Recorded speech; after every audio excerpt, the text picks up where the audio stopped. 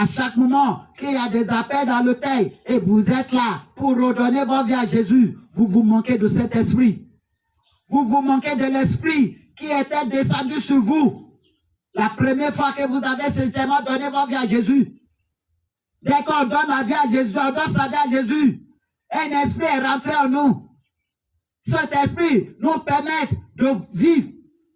Il nous permet de nous corriger à chaque instant. Il nous permet de corriger nos erreurs sans que personne ne sache. On peut tomber, mais on ne peut pas rester au sol. On peut faillir, mais on ne peut jamais dérailler. C'est ce que cet esprit fait. Mais à chaque moment que vous partez dans n'importe quelle église, et puis on dit, donnez votre vie à Jésus, redonnez votre vie à Jésus, redonnez votre vie à Jésus, et puis vous êtes là encore pour faire. Vous vous manquez de cet esprit-là. Vous traînez le nom de Jésus, le sang de Jésus, la gloire de Dieu à terre. Vous attirez sur vous-même la mort. Vous attirez sur vous-même la condamnation. Vous attirez sur vous-même la malédiction.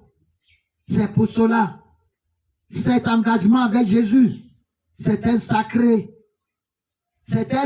alliance. S'il vous plaît, ne prenez pas ça à la légère. Dès que vous donnez votre vie à Jésus, c'est une chose volontaire.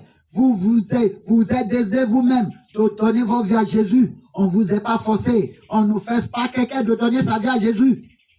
Il a fait de sorte qu'il n'aura pas de force.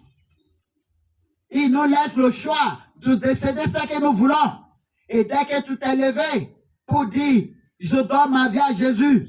Jésus, prends-moi, regardez-moi, je te donne tout de moi. Je laisse tout de moi à ta main. Il dit à partir de ce moment-là, il y a un esprit qui est rentré en toi. Et cet esprit-là t'aidera à grandir, grandir, grandir. Même si tu tombes, cet esprit sera avec toi pour te relever. Si tu dérailles, si tu décolles, il te remet à la bonne voie. Cet esprit restera avec toi. Maintenant, à chaque instant, tu reviens encore. Je te redonne ma vie à Jésus. Je redonne ma vie à Jésus. Je redonne ma vie à Jésus. Tu te manques de Jésus. Tu te manques du Saint-Esprit. Tu te manques de Dieu. Et puis on dit, vous savez aussi que c'est une malédiction dès qu'on salue quelqu'un de haute voix dans la matinée. Tu vois quelqu'un dans la matinée, et puis au lieu de saluer, tu as crié son nom très tôt dans la matinée. Il dit, vous savez aussi que c'est une malédiction, que la personne là ne sera pas contente avec toi dès que tu appelles son nom très tôt dans la matinée. Il dit maintenant, comment c'est Dieu, vous allez croire qu'il acceptera tout de vous? Non, on ne va pas dire parce que on est né de nouveau, on fera n'importe quoi. Non, la parole de Dieu ne permet pas pour nous, à nous, de faire n'importe quoi. Il dit, je veux que vous soyez la lumière du monde.